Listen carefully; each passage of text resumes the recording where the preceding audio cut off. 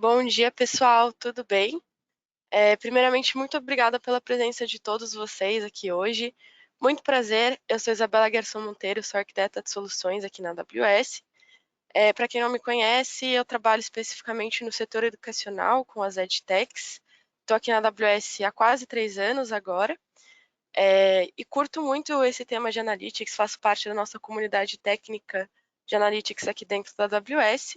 E o objetivo dessa sessão é ser uma sessão introdutória e mostrar para vocês como que os dados estão adicionando valor no setor educacional e permitindo cada vez mais a gente transformar a indústria da educação e como que a AWS pode ajudar vocês nesse processo, né? Coletando os dados, processando, analisando usando a nossa stack de Analytics. Tá? Então, como eu comentei, a ideia dessa sessão é ser mais introdutória mesmo. A gente vai começar falando um pouquinho da indústria da educação, qual que é o papel dos dados e desafios que a gente tem para criar pipelines de analytics, de integração dos dados principalmente, né, nesse setor. Depois eu vou falar um pouquinho sobre estratégia. Então, como que a gente consegue criar uma estratégia que me vai gerar resultados orientados por dados, né, uma estratégia ali por vias, né, de conveniência ali, data-driven, como muitas pessoas gostam de falar, a partir de arquiteturas de dados modernas. Então, a gente vai falar um pouquinho sobre o que é esse tipo de padrão de arquitetura, como que essa arquitetura pode ser estruturada aqui dentro da AWS. Depois a gente vai passar para as tecnologias em si. Então, quais que são as ferramentas que a gente tem aqui que pode ajudar vocês a construir esse tipo de pipeline, a simplificar o processo de integração, processamento, análise de dados, com ferramentas aí, serviços que a gente chama de purpose build ou construídos para fins específicos. E no final eu vou trazer alguns casos de uso. Então, clientes daqui do Brasil que já estão desbloqueando valor com dados, que já têm arquiteturas modernas de dados aqui na AWS e trazer algumas referências para vocês no final, para que vocês possam começar aí a sua jornada de dados na AWS. Lembrando que essa apresentação está disponibilizada para vocês já um material, vocês devem estar vendo o íconezinho de documento. Para quem quiser, fiquem à vontade para fazer o download, porque ao longo da apresentação vocês vão ver que vão ter uma série de links que vocês podem clicar para direcionar vocês, tá? Então é isso. Quem tiver dúvida, fique à vontade para ir compartilhando essas dúvidas no chat. Agora eu não estou com visibilidade das perguntas, mas no final da sessão a gente vai deixar aí uns 15, 10 minutinhos para a gente conversar um pouquinho sobre as dúvidas que surgirem ao longo da apresentação, tá? Então, né, gostaria de começar pensando ali no contexto dos dados na educação, com uma reflexão sobre a pandemia, né? Então, durante a pandemia, para se adaptar ao novo normal da época, as escolas, universidades e até mesmo as edtechs, né, dependendo do serviço oferecido, mas a grande maioria das edtechs também, precisaram se reinventar rapidamente para conseguir sobreviver e atender os novos padrões de comunicação ali. Então, as escolas, as universidades precisaram improvisar ali um ambiente 100% online, né, para suas aulas. Isso gerou certo impacto. Né? Então, foi necessário tomar uma série de decisões durante esse período e ter dados à sua disposição, né? Ter esses dados à disposição das escolas foi algo que ajudou muito a entender o impacto que as decisões, as mudanças nas metodologias poderiam gerar. Então, né, a gente tem observado cada vez mais uma tendência das instituições educacionais em realmente desenvolver estratégias modernas de dados para continuar, né, a transformação que se iniciou aí na pandemia, né? Claro que anteriormente a gente já estava num processo de transformação, mas a gente teve um push muito grande, né, com toda essa necessidade de se atualizar rapidamente. Então a gente vê cada vez mais as instituições pedindo para a gente falar sobre analytics, sobre as estratégias, certo? Então, durante a pandemia, a gente identificou essa necessidade e a gente entende que a gente está passando por uma transformação digital no setor e para que a gente possa fazer qualquer tipo de transformação, qualquer tipo de alteração em metodologia ou aplicar alguma inovação dentro das escolas, é fundamental que a gente trabalhe com o dado, certo? Então, os dados eles são realmente fundamentais para a transformação digital na educação e para que a gente consiga transformar dados em conhecimento, a gente precisa usualmente estar coletando, integrando, enriquecendo, fazendo uma análise de dados, que são processos que, para o setor educacional, representam uma série de desafios. certo? Então, a gente entende que sim, né, dentro das escolas, universidades, das edtechs, a gente tem ali um conjunto de informações muito boas sobre os alunos, sobre as instituições, só que usualmente essas informações elas estão localizadas em sistemas separados, né, sistemas transacionais separados. Então, a gente tem sistemas de informações estudantis, RP, CRMs, os LMS, né, que estão separados e por muitas vezes tem processos analíticos separados também para essas fontes de dados. Esses processos, usualmente ali, são executados sob demanda e temos ali uma alta complexidade para juntar, né, para cruzar os dados dessas fontes para a gente conseguir gerar mais valor a partir desses dados. Além da questão da pandemia em si e dessa alta distribuição dos dados, complexidade de se juntar os dados, tem alguns outros efeitos e desafios que a gente tem ouvido dos nossos clientes, principalmente associado ao esgotamento da equipe de dados, ou às vezes até a falta dessa equipe de dados em algumas instituições, por conta ali da questão do esgotamento, né, do alta complexidade do desenvolvimento de ETL para estar unindo essas bases, do gerenciamento até de uma plataforma de dados local, né, então é algo complexo da gente se fazer, e por vezes os investimentos em dados e analytics nessas instituições não estão produzindo os resultados esperados, usualmente por conta de baixo nível ali de uma alfabetização de dados, né, por despreparação mesmo, ou às vezes falta de alguém, né, na equipe para poder estar tomando conta de todo esse processo, que é algo complexo. Então, a nossa missão aqui na AWS é justamente acelerar essa transformação digital da educação, colaborando com toda a comunidade educacional. E o nosso objetivo, pensando em analytics, é justamente oferecer ferramentas para simplificar todo esse processo de integração de dados, principalmente, que eu diria que seria a maior dor, mas até de processamento. A gente tem ferramentas hoje no code ali que podem ajudar vocês a estar transformando, preparando os dados para gerar insights em cima desses dados também.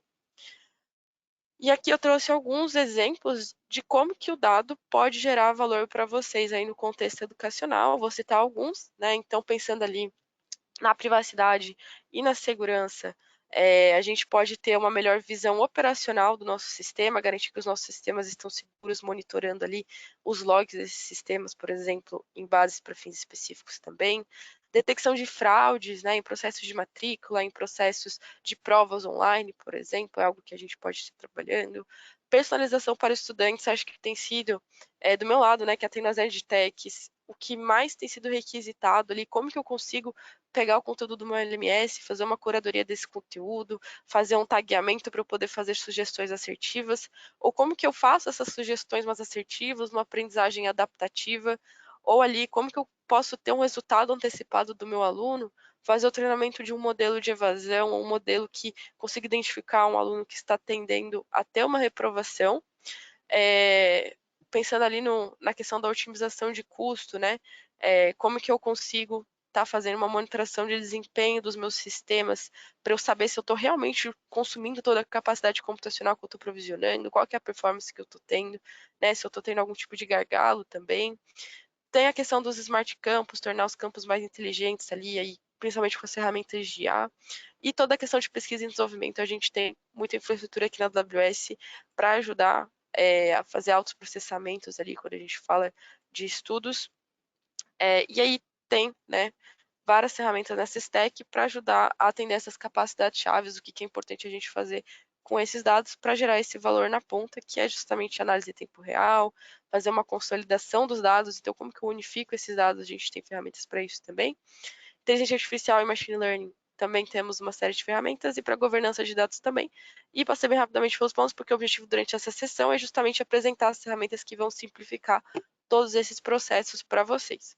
Mas antes de falar de ferramenta em si, é importante que a gente fale de estratégia. Então, ok, como que eu posso começar a criar uma estratégia que vai me fornecer resultados orientados por dados?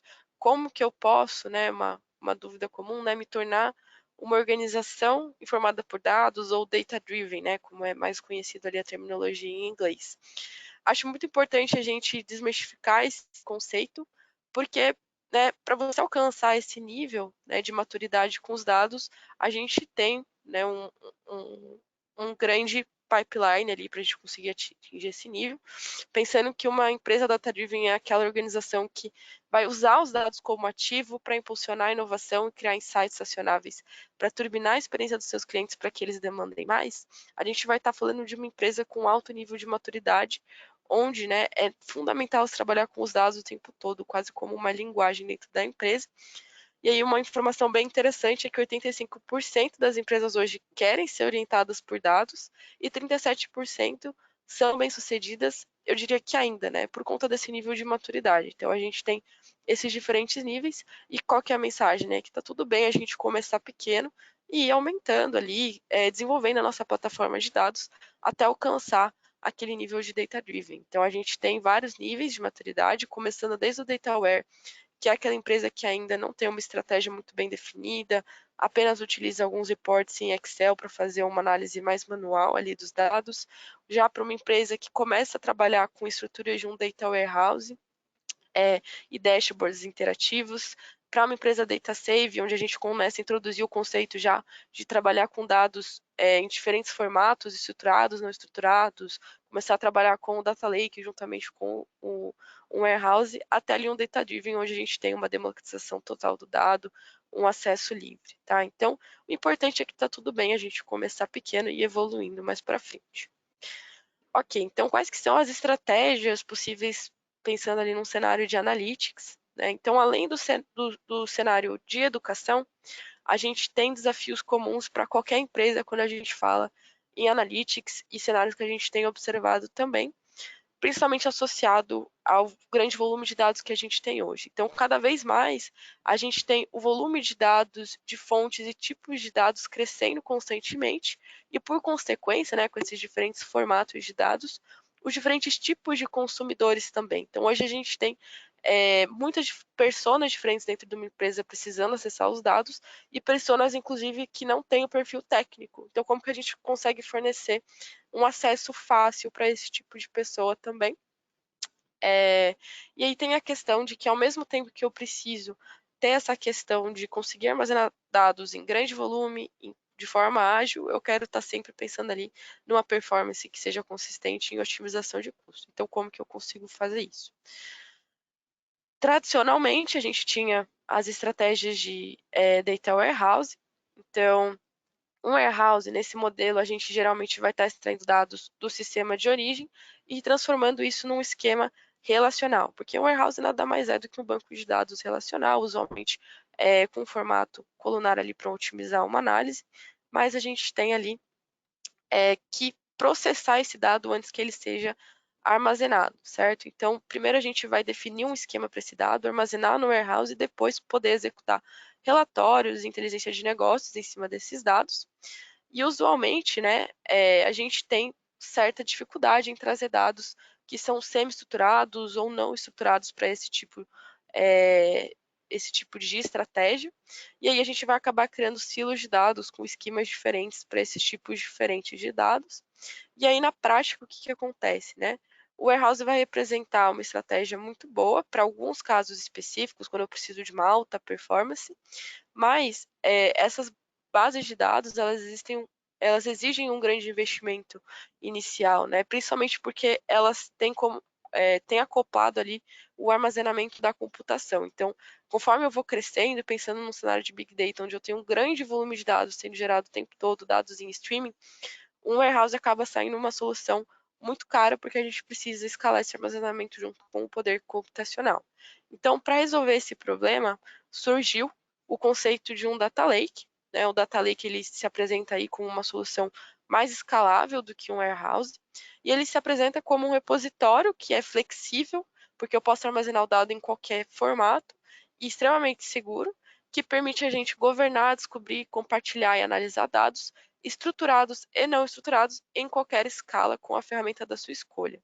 Então, os data lakes, na realidade, eles vão ampliar a abordagem tradicional de um warehouse. Então, a partir do momento que eu posso armazenar os meus dados em diferentes formatos, né, no formato bruto, pode-se assim dizer, eu posso ter uma agilidade muito maior.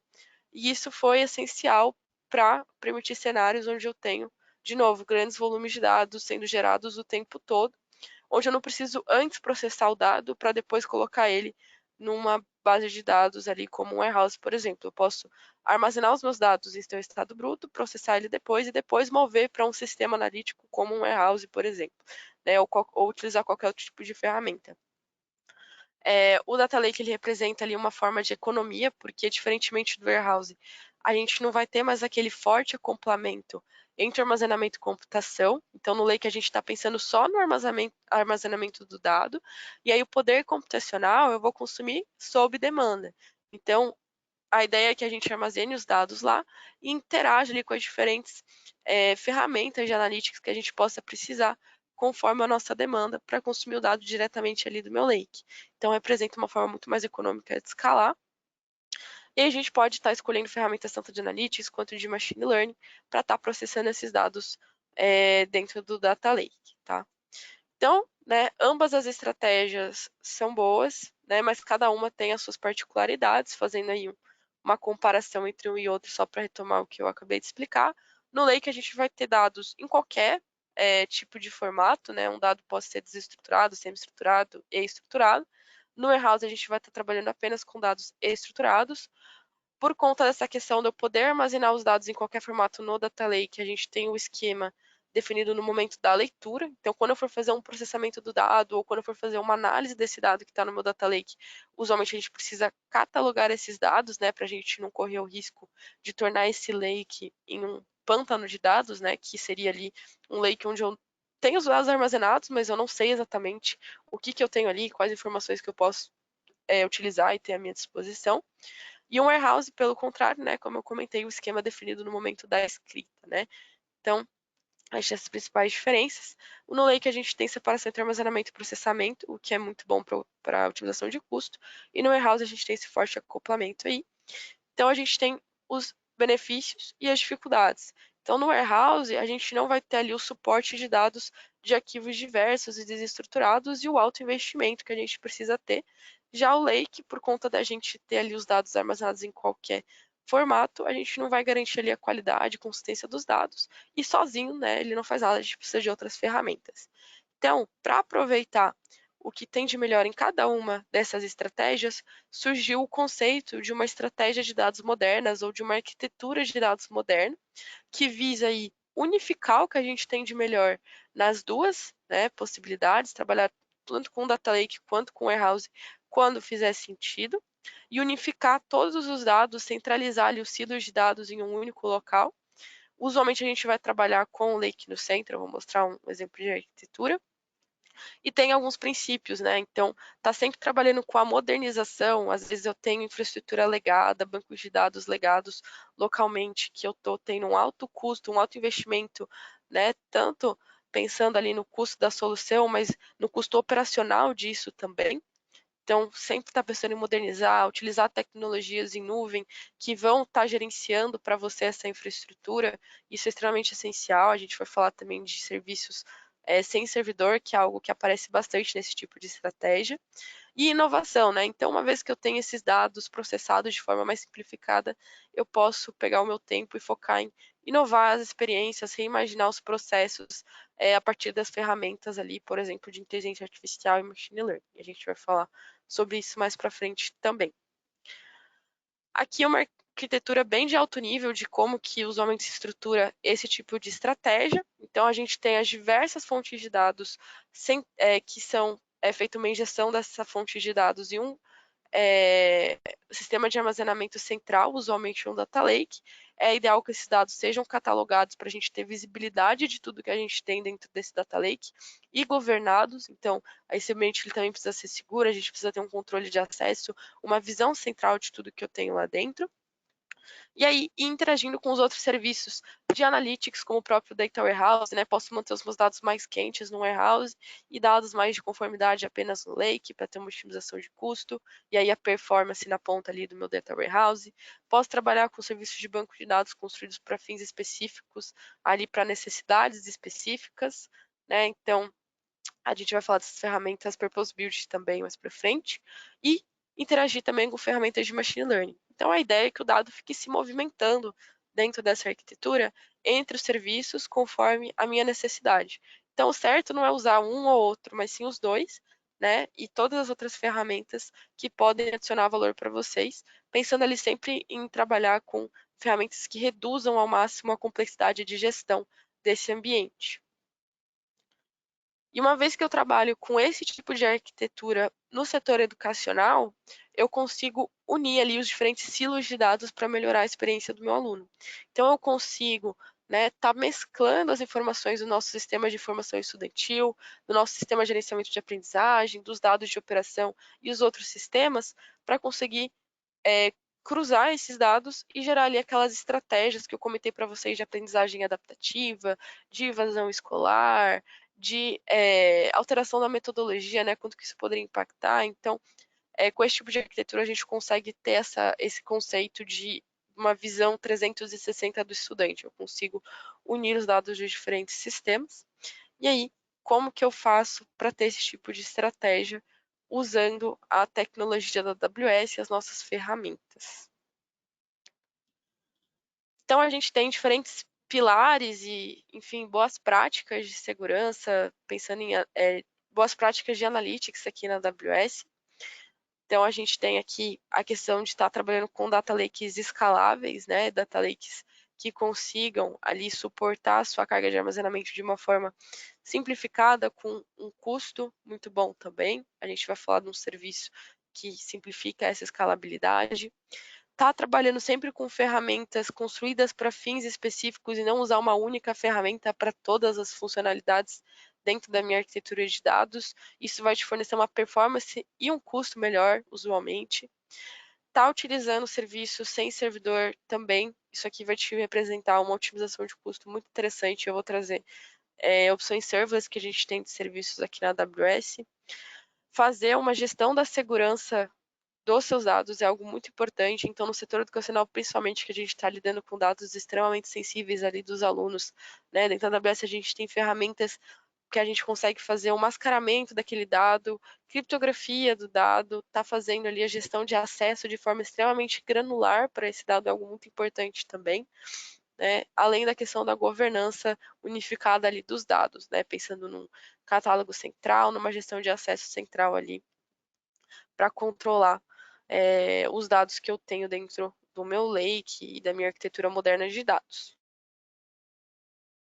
Trabalhando com ferramentas que têm o machine learning built-in. Então, a gente tem diferentes ferramentas de machine learning na AWS. Também vamos falar um pouquinho sobre elas hoje. A gente tem uma sessão na semana que vem focada especificamente no machine learning. Mas a gente tem hoje ferramentas que trazem modelos, né, prontos, previamente treinados, disponibilizados para vocês utilizarem e gerar valor em cima disso mais rapidamente, né, a partir dessas ferramentas também. Então, a gente vai abordar cada um desses temas agora nos próximos slides. Pensando no Data Lake escalável, né? Qual que é a ferramenta que a gente usa para manter um Data Lake na AWS, para armazenar um Data Lake? É o Amazon S3. Quem conhece a AWS, acho que já deve estar familiarizado com o serviço, né? Um dos serviços mais antigos que a gente tem aqui, um dos serviços mais completos também.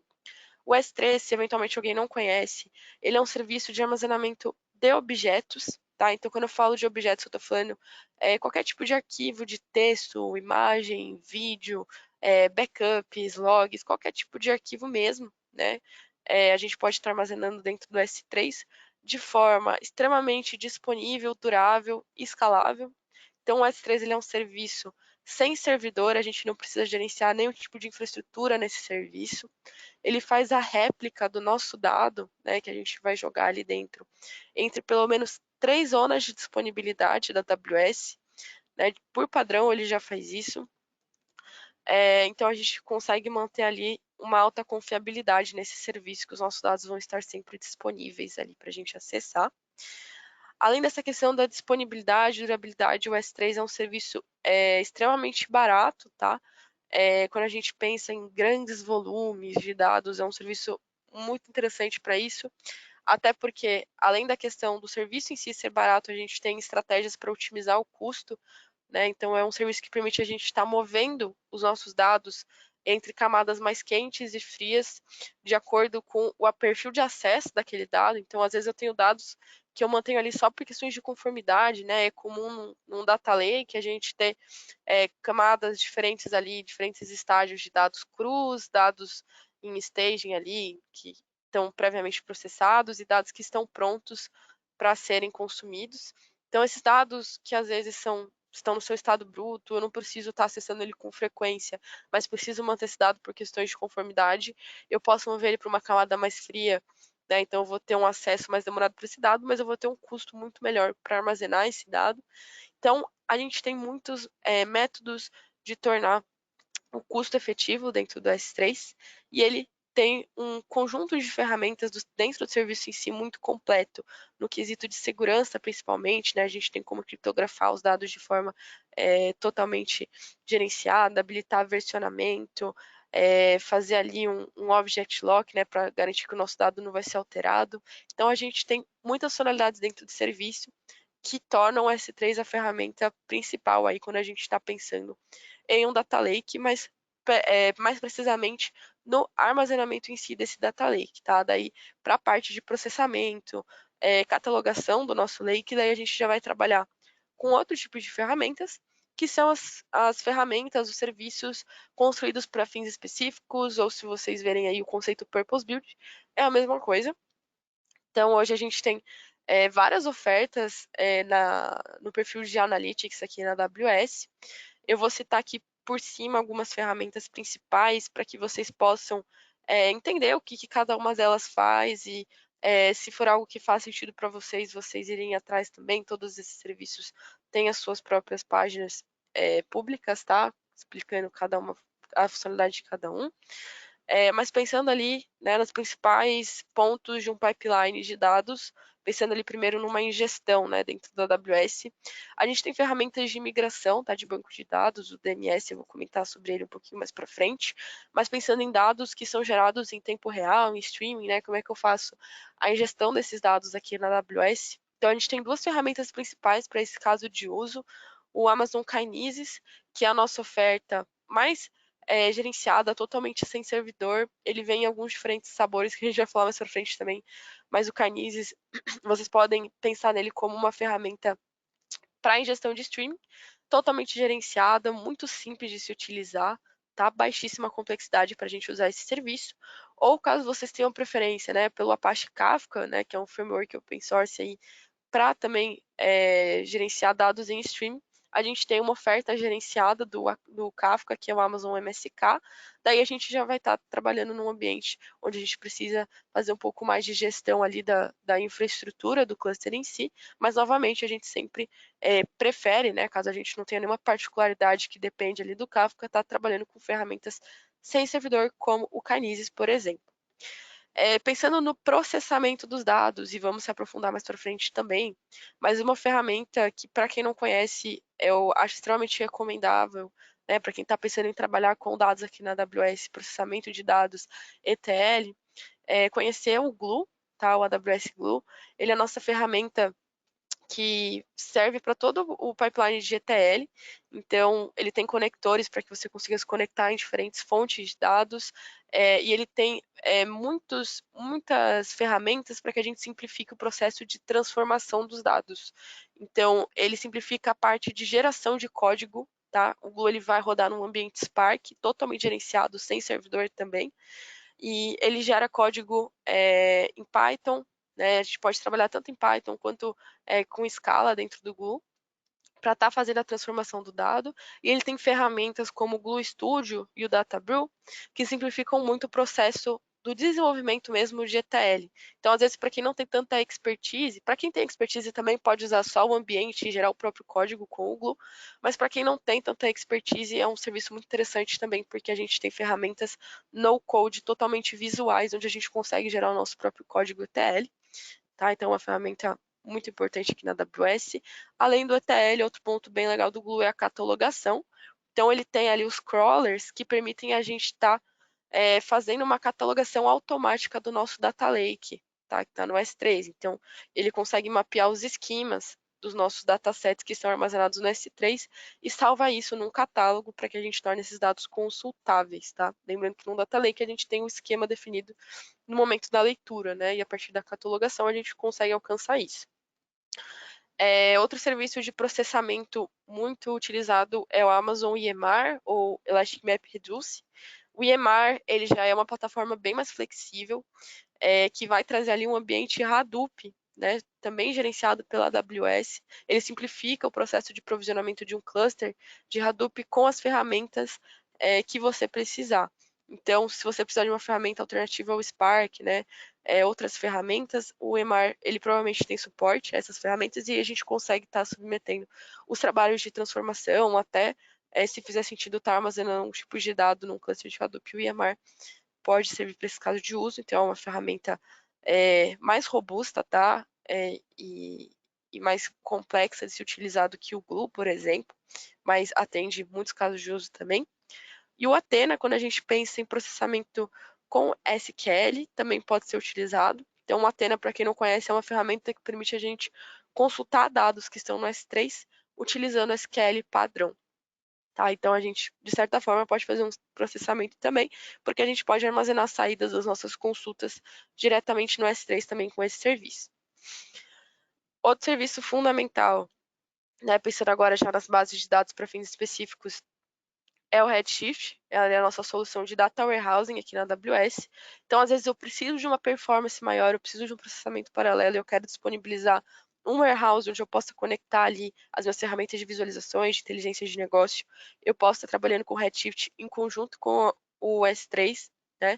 Então, ele vai fornecer ali um banco de dados colunar, tá? Para a gente fazer o armazenamento de dados e processamento também, né? Fazer as minhas consultas ali no warehouse na AWS.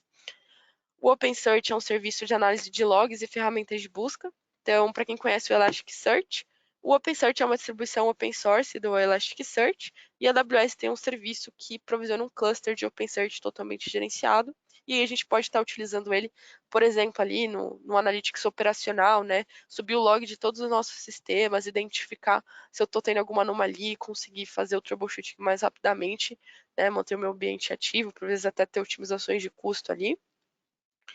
E o QuickSight, por fim, nossa ferramenta de visualização de dados, certo? Então, ele vai trazer uma série de ferramentas dentro do serviço para otimizar a experiência de inteligência de negócio de vocês. Também vamos falar do QuickSight um pouquinho mais para frente.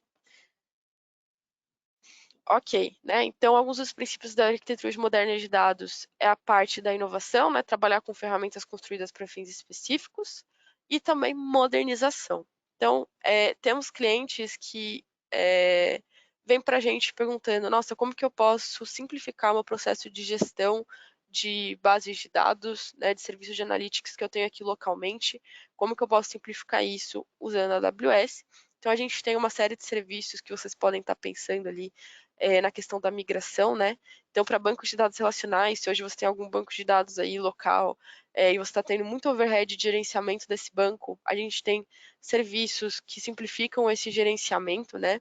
Então, o próprio RDS, a nossa plataforma de banco de dados relacionais aqui na nuvem, suporta diferentes aí engines de banco de dados. Então, a nossa única preocupação é provisionar um banco no RDS e a gente escolher qual é o nosso engine do banco, eventualmente a gente está escolhendo qual que é o tamanho da instância de banco de dados que a gente quer alocar e a AWS se preocupa em subir essa infraestrutura e em gerenciar essa infraestrutura para a gente e fornece um endpoint de acesso ali para a gente acessar o nosso banco.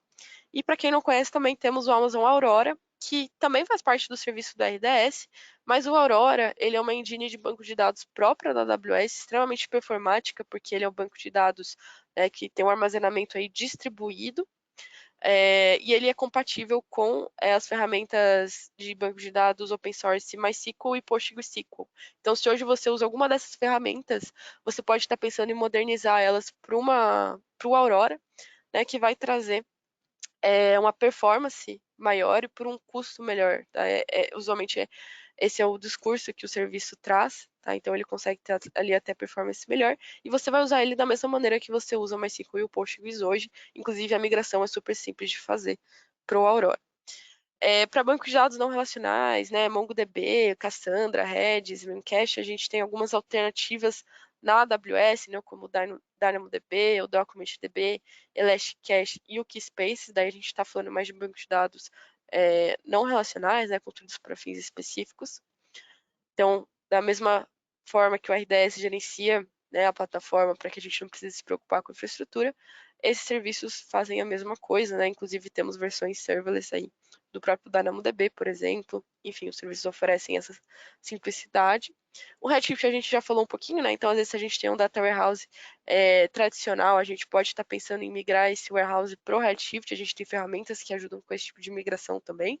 Tá? O Redshift tem até versões serverless hoje, para que a gente não precise se preocupar com infraestrutura e a gente não precise também pagar por infraestrutura que às vezes a gente não está utilizando.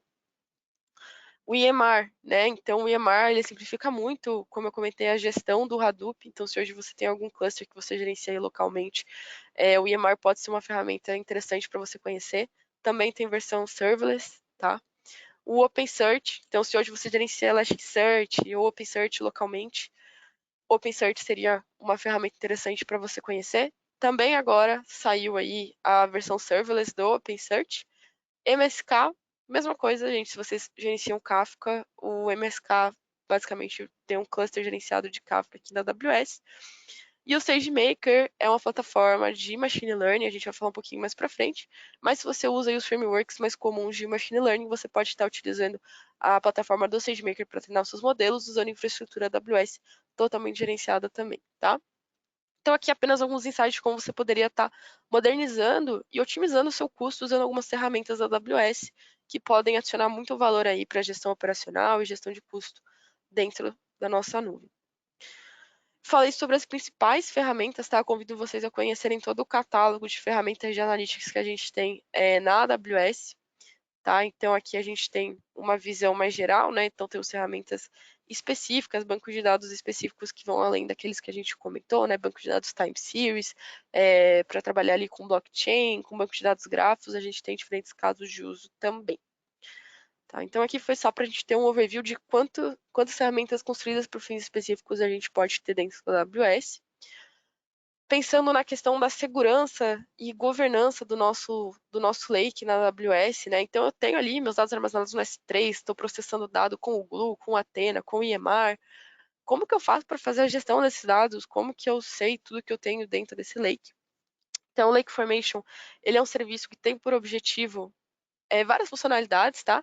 Ele simplifica desde o processo da criação de um data lake, ele se integra, é um serviço fortemente integrado com o Glue para fazer ali até a ingestão de dados no Lake, tá? Eu acho mais legal utilizar o Glue separado, opinião minha, mas o Lake Formation também consegue fazer esse tipo de coisa, mas a principal funcionalidade e o mais interessante para usar o Lake Formation é a questão da governança e gestão de acesso. Então, a gente consegue ter visibilidade dos dados que estão no S3, usualmente na forma de um catálogo de dados que a gente utilizou o Glue para catalogar. E aí eu consigo, a partir desse catálogo, fazer a gestão do permissionamento de forma muito granular usando o Lake Formation.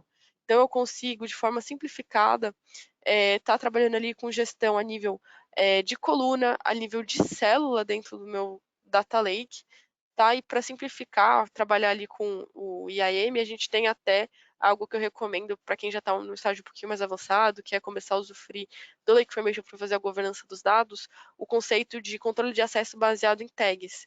Então, isso simplifica muito o processo de gestão de políticas de IAM que a gente tem aqui na AWS.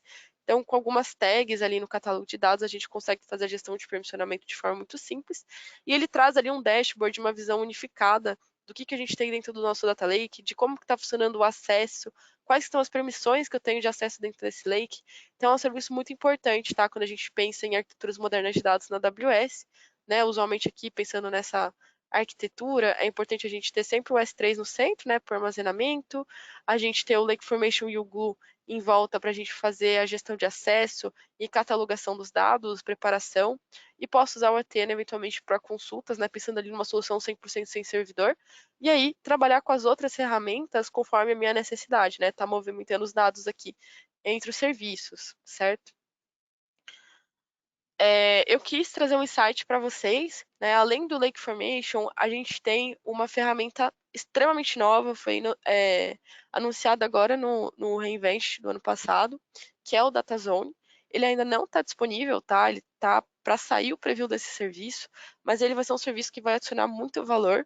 Então, algo que os clientes pediram muito para a gente, quando a gente mostrava o Lake Formation, falava sobre governança no Data Lake, era ok, mas como que eu consigo ter uma visão simplificada, né? Eu não preciso acessar ali o console, trabalhar ali com uma linguagem extremamente técnica para mexer ali no meu Data Lake.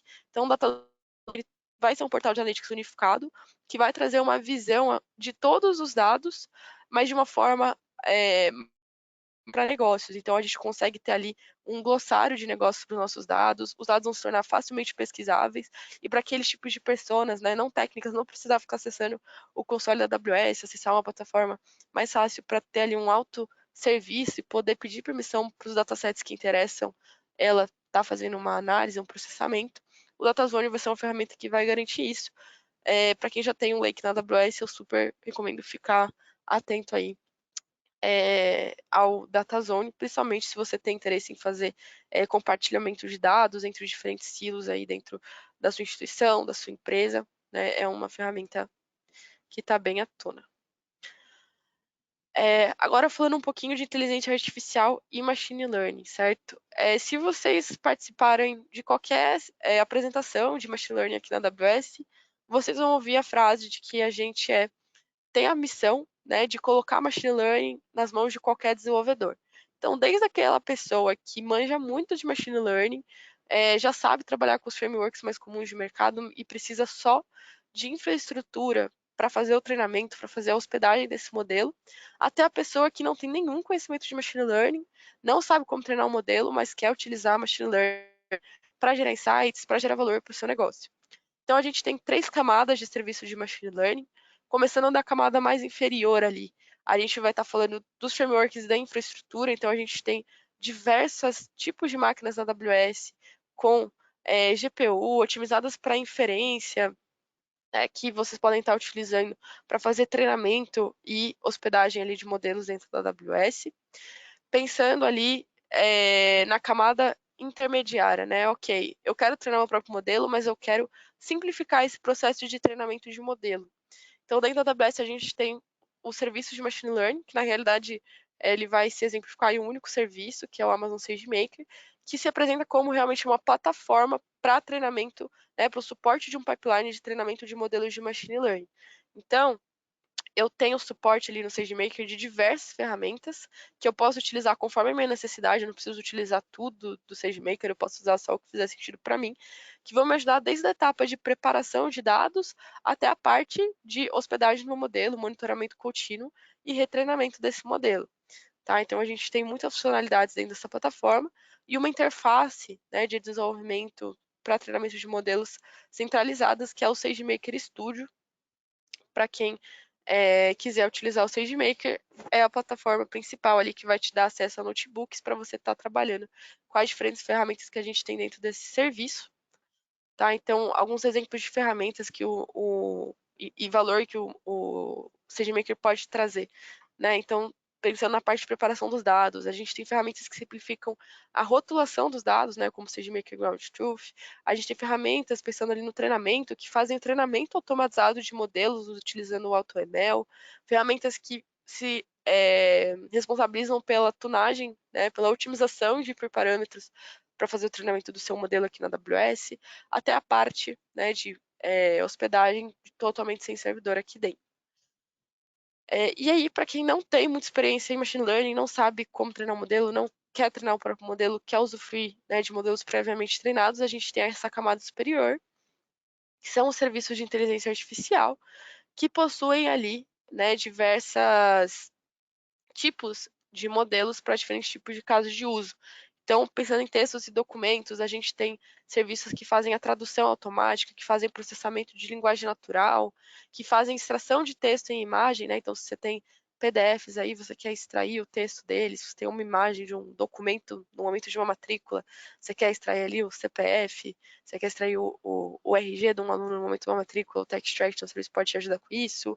Serviços para chatbots, para transcrição de fala em texto e transformação de texto para fala também, serviços de visão computacional, como o próprio Recognition. Então, a gente tem serviços que vão gerar valor ali de forma muito simplificada. Então, para eu utilizar esses modelos, eu simplesmente faço uma chamada de API, uma linha de código, eu consigo fazer uma chamada para o Recognition, para ele, por exemplo, verificar uma face né, ver se tem alguém na imagem que eu mandei para o serviço, tá? Então, são serviços muito fáceis de utilizar. Lembrando que semana que vem a gente vai ter uma sessão focada mais em AML, onde o Gabriel vai abordar esses serviços principais, tá? Mas o importante é a gente saber que a gente pode usufruir dessas ferramentas de machine learning na nossa arquitetura moderna de dados. Então, se vocês lembrarem lá no começo, eu comentei que a gente tem cada vez mais personas diferentes consumindo esse dado e a gente tem diferentes ferramentas para atender cada uma dessas personas. Então, pensando ali no analista, né? Geralmente a gente vai ver um analista trabalhando com o QuickSight, nossa ferramenta de visualização de dados, com o próprio Redshift, né? Nossa ferramenta de Data Warehouse aqui na AWS, ou até o Databricks, que eu vou comentar um pouco mais para frente, mas é uma ferramenta que simplifica o processo de preparação de dados de forma visual, para que às vezes um analista não precise ficar dependendo de um engenheiro, certo? Para fazer a análise de seus dados. Cientistas de dados, usualmente a gente vai estar falando do SageMaker, ele vai estar trabalhando com as diferentes ferramentas que a gente tem dentro do SageMaker para construção, treinamento, hospedagem de modelos. Daí as ferramentas que eu citei, né, o Ground Truth para a rotulação dos dados, a Autopilot consegue fazer a geração automática, né, de modelos de machine learning que se encaixam em atividades de classificação ou regressão. O SageMaker Studio, que traz aquela interface, e Data Wrangler é uma ferramenta ali de transformação de dados que o SageMaker traz, porque simplifica muito o processo de preparação de datasets para o treinamento de modelos de machine learning. Os experts de Deep Learning, daí a gente já vai estar falando mais das imagens de máquinas com os frameworks e das máquinas ali que estão à disposição para fazer o treinamento de modelos.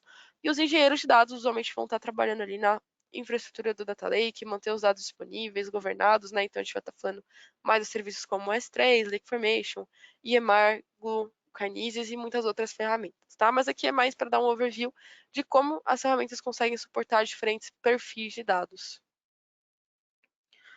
Ok, então vamos fazer alguns deep dives em algumas ferramentas que eu considerei interessante passar para vocês, porque eu vejo elas constantemente em arquiteturas de data lakes e data lakes educacionais aqui na AWS. Então, a gente falou de modernização, né? Então, se eu tenho um banco de dados, eu quero trazer ele para a AWS, como que eu posso fazer?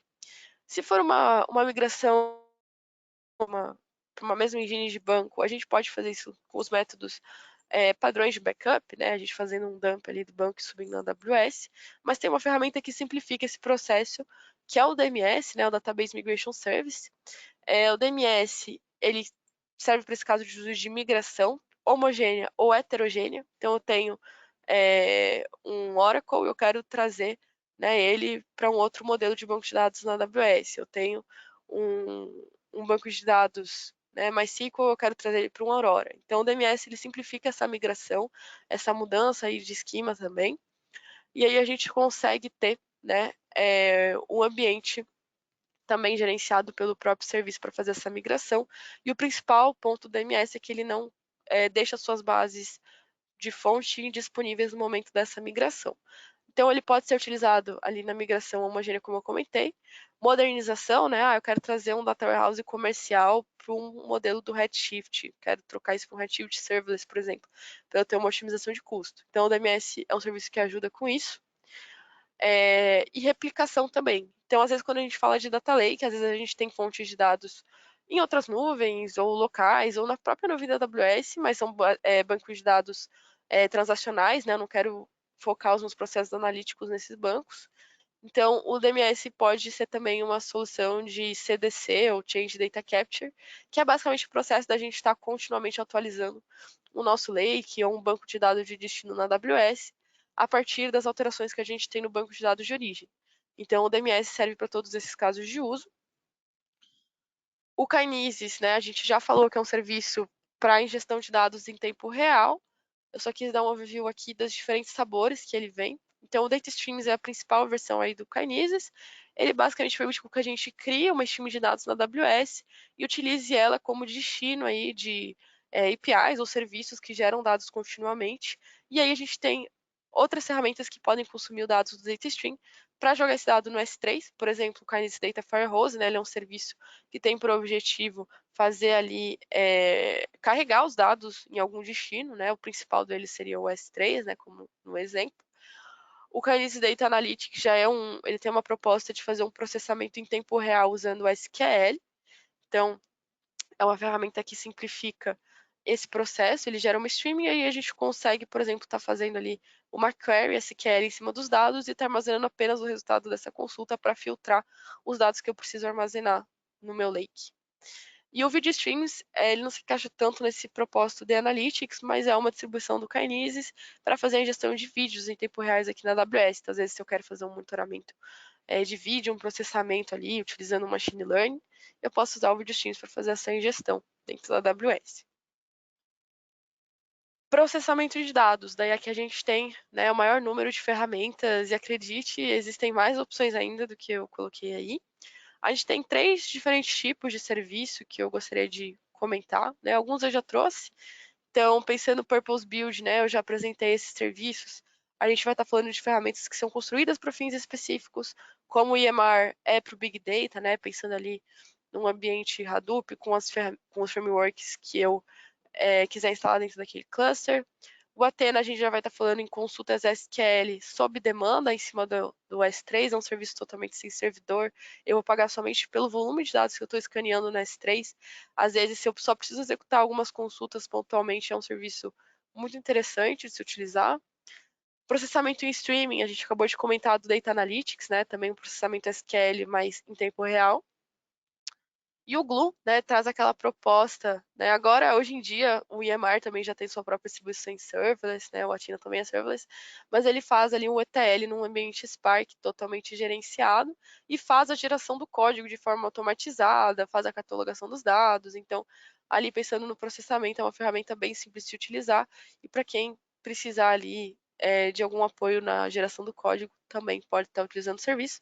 Se eu só quiser utilizar o ambiente gerenciado, também é possível a gente estar utilizando só o Glow para gerenciar esse ambiente. Agora, eu não quero utilizar nenhum tipo desses serviços, eu quero utilizar alguma ferramenta específica, né, que não tem suporte nessas ferramentas. Um pentarro da vida, por exemplo, pensando em processamento, né? Eu posso subir essa ferramenta numa máquina EC2, né? Eu posso subir isso pensando ali em containerização, no ECS, no EKS, que são as nossas plataformas de orquestração de containers, né, aqui na AWS. Ou eu posso estar trabalhando com Lambda, às vezes se eu tenho, né, um processamento ali que pode ser executado de forma rápida, em diferentes linguagens de programação, eu posso utilizar o Lambda, que é o nosso serviço de computação sem servidor, o que isso significa, né? Eu não preciso gerenciar nenhum tipo de infraestrutura, eu simplesmente subo um código nesse serviço, e ele tem suporte a diferentes linguagens, e ele vai executar sob demanda. Ele provisiona a infraestrutura quando essa lambda for inicializada e desprovisiona, né, quando for finalizado a interação. Tá? Então, é um serviço muito efetivo em questões de custo, muito utilizado em pipelines de dados aqui na AWS. E, de novo, nada impede a gente de mesclar essas ferramentas Purpose Build com serviços de computação. E aí a gente tem ferramentas para orquestração dos pipelines de dados aqui na AWS. Eu particularmente gosto muito do Step Functions. Ele é um serviço que permite a gente integrar diferentes serviços dentro da AWS. Por exemplo, né? O Glue, ele tem sua própria ferramenta de orquestração, mas ele só permite a gente trabalhar com trabalhos do Glue, né, em um único pipeline. O Step Functions, ele permite a gente trabalhar mesclando serviços. Então, eu posso inicializar o meu pipeline rodando uma função lambda, depois eu inicializo um trabalho no Glue, depois o EMR, tá? Então, ele é um serviço onde a gente vai criar máquinas de estado, tá? Essas máquinas de estado vão pontuar ali um fluxo para que a gente possa agendar as nossas tarefas de processamento, né, e estar tá executando ali os nossos pipelines de processamento conforme a nossa necessidade. A gente tem também o MWAA, que basicamente é o Airflow gerenciado aqui na AWS. Tem uma funcionalidade muito parecida com o Step Functions. Para quem não conhece o Airflow, sugiro a utilização do Step Functions. Né? Se alguém tem interesse em utilizar o Airflow, o MWAA pode ser um serviço que você pode estar olhando. O custo dele, né, não é dos melhores, assim, ainda tem coisas para melhorar, então a gente ainda vê muitos clientes usando o Apache Airflow, né, fora do MWA, tá? O Glue Studio é uma ferramenta, como eu comentei, que simplifica o processo de geração de trabalhos de ETL, de transformação dos dados. Então aqui eu trouxe uma visão, né, de como é simples a gente criar um trabalho de transformação no Glue. Eu simplesmente vou apontar aqui no serviço quais que são as minhas fontes de dados, né? E aí aqui de forma visual eu vou especificando isso. Quais que são as transformações que eu quero aplicar, e o Glue já tem uma série de transformações built-in, de mapeamento, joins diferentes, até algumas tarefas de machine learning também. Eu posso aplicar essas diferentes transformações, né, especificar tudo que eu quero fazer, e aí como saída ele vai gerar o script, né, ele vai gerar o código para que eu possa executar esse trabalho de ETL sob demanda. Então, simplifica muito ali o processo de geração de código.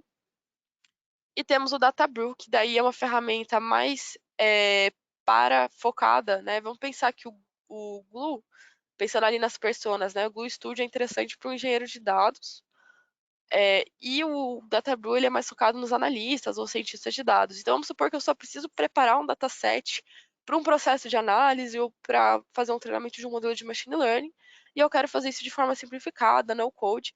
A gente pode usar o Databrew, que é essa ferramenta, ela tem uma visão aí bem parecida com o Excel, mas é bem mais robusto, tá? Tem um número muito grande de transformações e você não precisa ter nenhum tipo de conhecimento ali em funções para você fazer alteração no seu dataset. Com alguns cliques ali você consegue criar ali um conjunto de passos de transformação. Enfim, daí a gente pode mesclar colunas, fazer mascaramento dos dados, tem muitas funcionalidades dentro desse serviço, e aí ele vai gerar uma receita, que é basicamente uma forma da gente replicar esses passos, né, de transformações em datasets diferentes. E ele tem algumas coisas interessantes para os analistas e cientistas de dados, que é a parte do data quality. Então, ele ajuda a gente a ter insights em cima dos datasets que a gente processa por lá, né, como está a distribuição de valores nas minhas colunas, tem insights ali em cima dos dados. E linhagem visual, a gente consegue ver também todas as alterações que a gente tem em cima de um dataset, né, o fluxo, né, desde a parte da importação desse dataset até a parte de processamento. E aí eu posso criar um job dentro do Databrew que vai realmente aplicar as transformações. Então a gente vê ali acontecendo em tempo real a transformação, mas é apenas uma visualização lógica. Para a gente realmente aplicar no nosso dataset, a gente precisa inicializar um job no serviço. Tá? O que é importante no Databrew? É uma ferramenta visual, tá? Sem código, sem servidor também. E aí a gente está pensando no perfil, né, de analista, cientista de dados, ou às vezes até, como eu comentei, uma pessoa não técnica consegue trabalhar de forma bem simples ali na interface do Databrew. É, o IEMAR, né, ele é como eu comentei, ele é um serviço que provisiona, né, uma plataforma de Big Data na AWS. Você pode escolher os diferentes frameworks que você quiser, o Spark, o Hive, Presto, Hud, aí os mais comuns, entre outras ferramentas que você pode subir no seu cluster de forma gerenciada. Ele vai simplificar o processo de provisionamento desse cluster, gerenciamento dos frameworks, né, da atualização dos frameworks dentro desse cluster. E para você interagir com o EMR, a gente tem o EMR Studio também. Então, é uma interface point and click muito fácil de se utilizar. Para a gente utilizar o EMR Serverless, por exemplo, seria via essa ferramenta também. E para o EMR comum, né, a gente tem suporte à utilização de notebooks para interação com o ambiente do EMR, e daí eu posso executar notebooks como pipelines, por exemplo. É um serviço que se integra aí com as ferramentas de orquestração, como o próprio Airflow ou Step Functions que eu comentei. Por fim, né, o Redshift. Então, já falei que é um serviço de data warehouse, mas qual que é o ponto, né? O Redshift ele é um serviço que possibilita a arquitetura de dados moderna, porque ele permite a gente interagir, né, e movimentar os dados, enfim, nem precisar movimentar os dados, na verdade, né, só consultar os dados diretamente em outros sistemas. Então, ele traz o conceito de consultas federadas, onde a gente consegue, dentro de consultas que a gente executa dentro do Redshift, trazer dados de bancos de dados operacionais, bancos de dados externos também. Ou também, né, o ponto principal, a gente consegue executar consultas dentro do nosso warehouse em dados que estão armazenados dentro do S3, usando aí o Redshift Spectrum, que permite essa consulta aí em dados que estão no Lake. Então, o que isso traz de relevância, né? Eu posso manter dados que eu preciso consultar eventualmente ali no meu data warehouse, armazenados no meu data lake, que tem ali um armazenamento muito mais barato do que o Redshift, e manter apenas os dados quentes, né, dados que eu estou utilizando com maior frequência dentro do Redshift, dentro do meu warehouse, e executar ali sob demanda. Algo que eu precisar no meu lake, fazer um join ali entre os dados, eu consigo fazer usando o Redshift Spectrum também. E, é claro, se integra aí as ferramentas mais comuns de inteligência de negócios, de analytics, visualização de dados. E também tem integração com ferramentas de machine learning, principalmente com o SageMaker. A gente pode estar se integrando ali com o Redshift. E, é claro, o Redshift tem suas distribuições serverless, acabei já comentando também, mas ele simplifica muito aí o processo de provisionamento da computação, tá? O Redshift ele traz na forma não serverless, né, um cluster bem robusto aí que faz um processamento paralelo dos dados. Então, no padrão normal, a gente precisa fazer a gestão aí desse cluster, do sizing desse cluster, e com o serverless a gente deixa de precisar se preocupar com isso e a gente passa a pagar somente pelo tempo em que eu estou executando as minhas consultas, pelas consultas realmente utilizadas, os dados escaneados, tá? Deixo de me preocupar ali com um cluster ativo, né? E gerenciamento dessa infraestrutura. Para finalizar, né, ali a ponta do pipeline de dados, para a geração de insights, uma ferramenta interessante que a gente tem na AWS é o QuickSight, uma ferramenta de visualização de dados. O diferencial dela, ela é totalmente sem servidor também, a gente não precisa se preocupar com a infraestrutura. Ela traz algumas ferramentas de machine learning para detecção de anomalias, para forecasting, traz ali a possibilidade de a gente executar perguntas usando linguagem natural e ele fazer uma análise de dashboards. É um serviço altamente integrado aos outros serviços da AWS, muito simples da gente estar utilizando aí com o nosso Data Lake, o nosso Data Warehouse aqui na AWS. E ele tem um baixo custo relativamente a outras ferramentas que a gente tem de visualização, porque ele não traz aquele modelo de licenciamento, ele traz um modelo de cobrança por sessão. Então, você só vai pagar pelos usuários que forem ativos no mês, né? Então, a gente acaba tendo uma precificação bem legal no serviço, tá? E tem várias funcionalidades interessantes dentro do QuickSight, para quem quer conhecer a ferramenta, é bem interessante que vocês olhem lá o workshop do serviço para aprender a trabalhar ali com as diferentes visualizações que a gente tem dentro e a página, né, do serviço em si.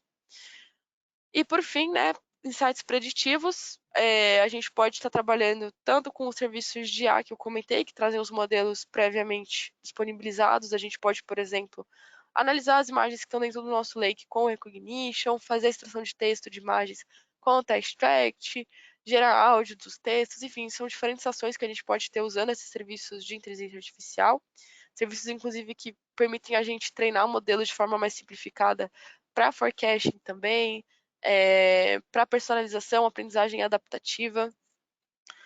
Ou a gente pode treinar os nossos próprios modelos usando a plataforma de machine learning do SageMaker ou a nossa infraestrutura da AWS.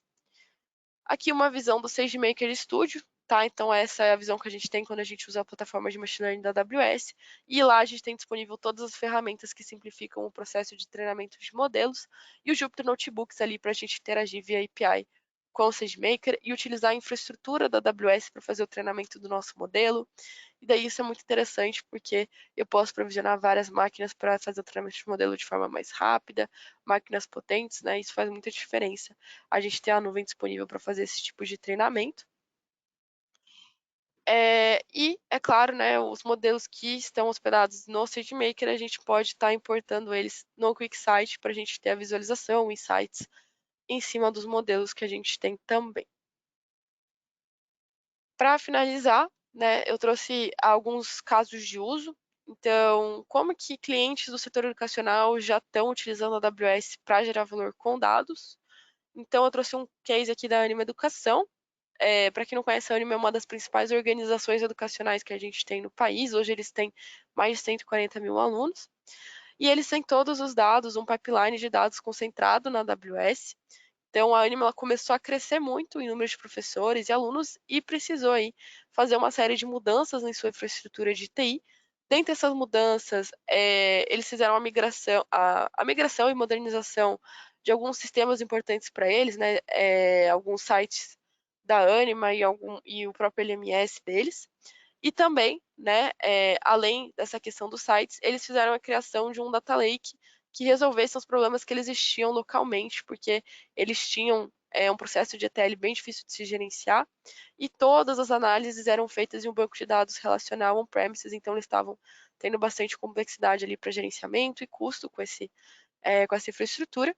E aí eles desenvolveram o Data Lake na AWS e hoje eles conseguem aí responder várias perguntas de negócio de forma muito rápida e ter um acesso bem mais democratizado para o dado. A CNA também é um exemplo de cliente que contém uma arquitetura moderna de dados na AWS. Então, a CNA, para quem não conhece, é uma das maiores redes de ensino de idiomas do país e iniciou uma cultura orientada aos dados. Inicialmente, de novo, eles também tinham um data warehouse on-premises, mas estavam tendo dificuldades de escalabilidade e alguns requisitos de maior agilidade e acessibilidade do dado. E eles optaram por trazer essa infra para a nuvem e saíram apenas daquele modelo do warehouse e passaram a utilizar Data Lake, ferramentas construídas para fins específicos também, né? E hoje eles conseguem ali responder também perguntas de forma muito rápida e ficaram extremamente felizes também com esse Data Lake aqui na AWS, né? Como a gente pode ver aí o relato do Head de Data Analytics da CNA, a AWS ofereceu aí soluções de nuvem de tecnologia serverless que permitiram para eles construir um data lake robusto, flexível, com uma estrutura de custo competitiva, tá? Então eles conseguiram otimizar o custo em relação ao data warehouse que eles tinham on-premises. Lembrando, né, que quem quiser saber mais sobre estudos de caso, eu estou deixando o link na apresentação que está disponível para vocês ali no íconezinho de documento aqui no GoToWebinar. E o case da Beta Sistemas também, que é uma empresa especializada no desenvolvimento, comercialização e suporte de software de gestão para administrações públicas.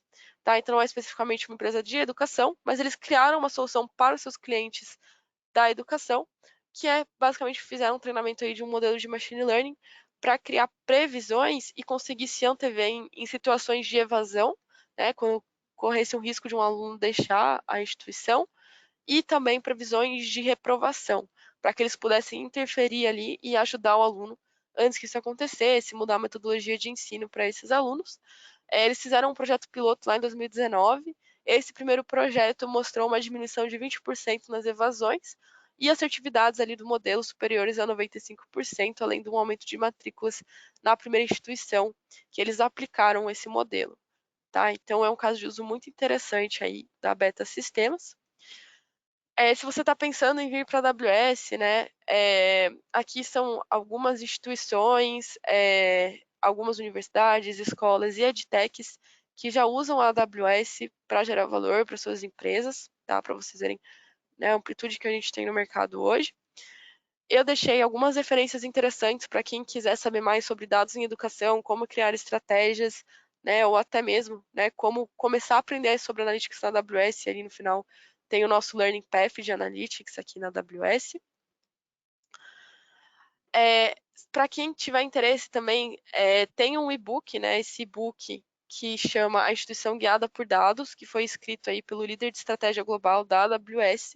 Esse e-book ele mostra por que é crítico uma instituição ter uma boa estratégia de dados para inovar rápido e como, né, construir uma estratégia baseada em dados, tá? Então, vou deixar aí alguns segundinhos, quem quiser ler o guia, tem um QR Code para baixar, também tem a apresentação para vocês baixarem.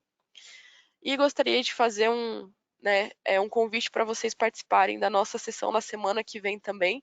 Vai ser uma sessão um pouco mais focada em Machine Learning e IA, então naquelas ferramentas de IA que eu comentei, como que a gente pode estar utilizando essas ferramentas para gerar insights aqui na AWS. Quem vai apresentar essa sessão é o Gabriel Martini. Tá? Também deixei o QR Code aí para que vocês possam se inscrever. Vou deixar alguns segundos também na tela. Lembrando, né, acho que talvez, não sei se a Jo mandou o link aí no chat para vocês, a gente pode estar compartilhando também. E, dito isso, eu gostaria de agradecer a presença de todos vocês nessa apresentação. A gente tem 20 minutinhos, não sei se a gente tem alguma dúvida, eu vou dar uma olhada aqui no chat.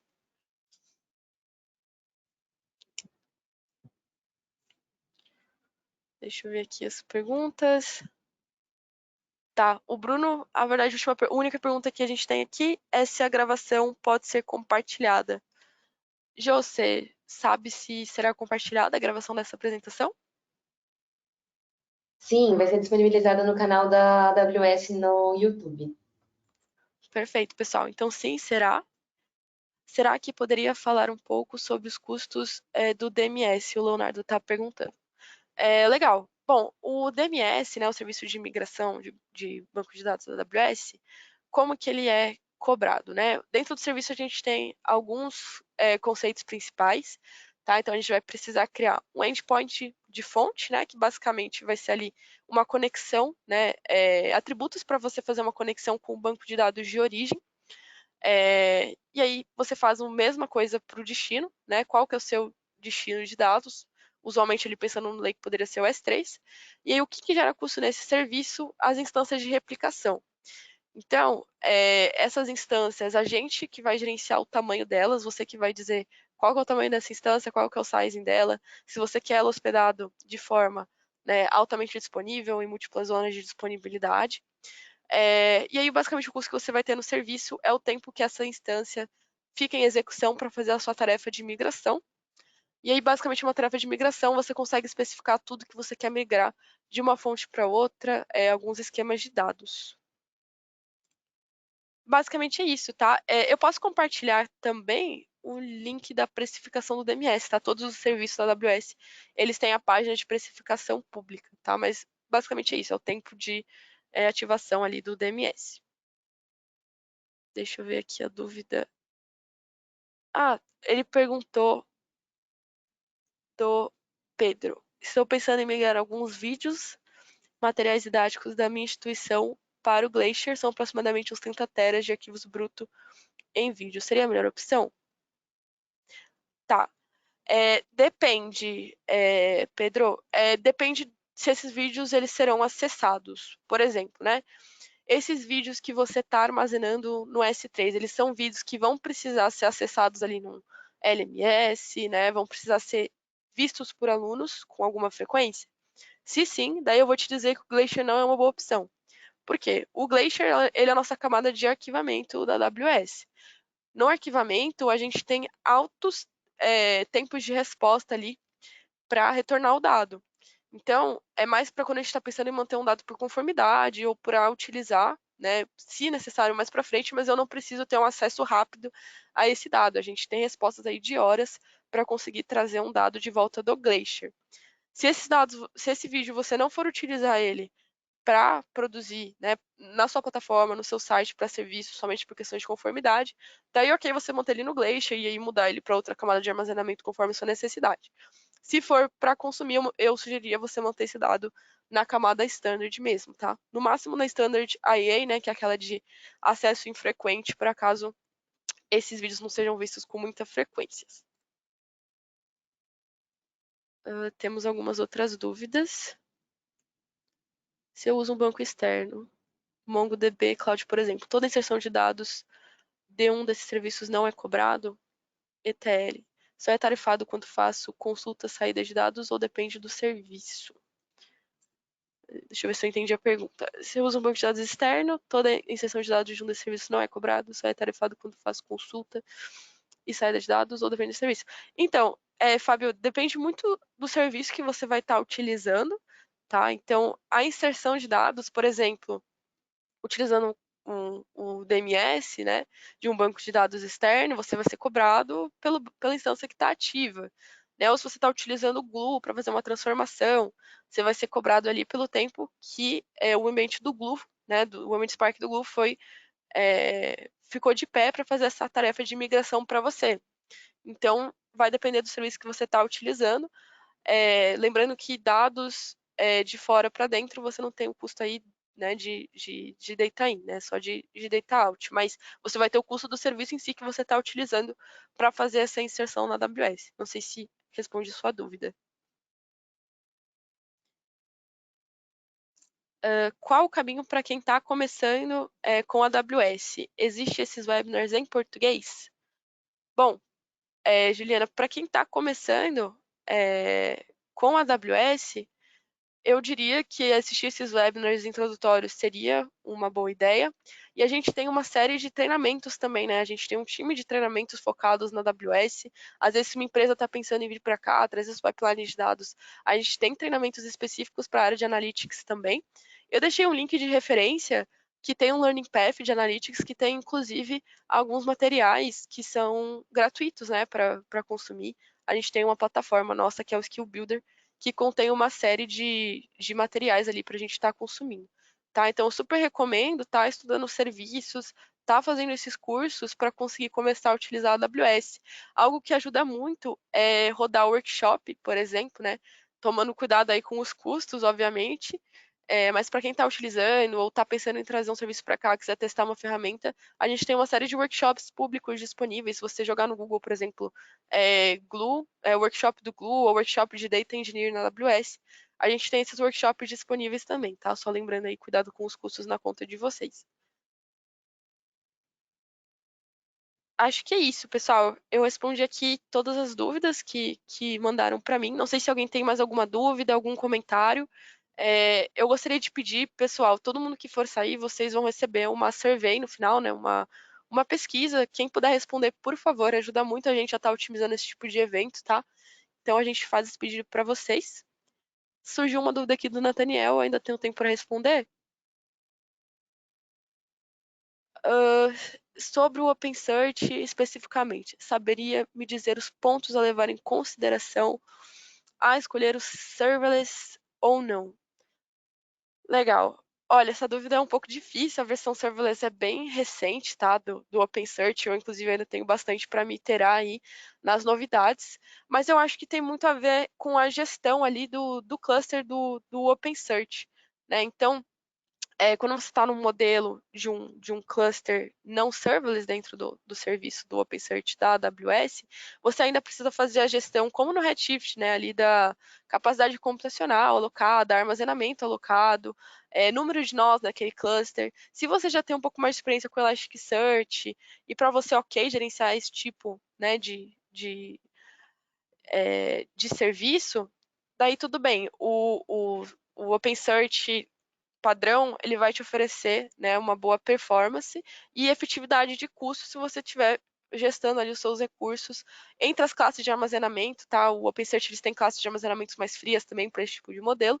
E o OpenSearch Serverless já vai simplificar muito aí esse processo de gestão. Se você quiser deixar de se preocupar com infraestrutura, é interessante. Mas, é claro, todo serviço serverless tem um custo agregado também. Então, é muito legal porque ele tira aquela responsabilidade de gerenciar o cluster em si, mas sempre tem a troca da moeda, né? Então, se você está mantendo aquele cluster ativo 24/7, às vezes pode fazer mais sentido usar o modelo não serverless. Acho que isso responde a pergunta também. Basicamente é isso, pessoal. Eu acho que a gente não tem mais perguntas. Gil, algum ponto a mais? Mas acho que podemos encerrar. Muito obrigada, tá, pessoal, pela presença de todos vocês.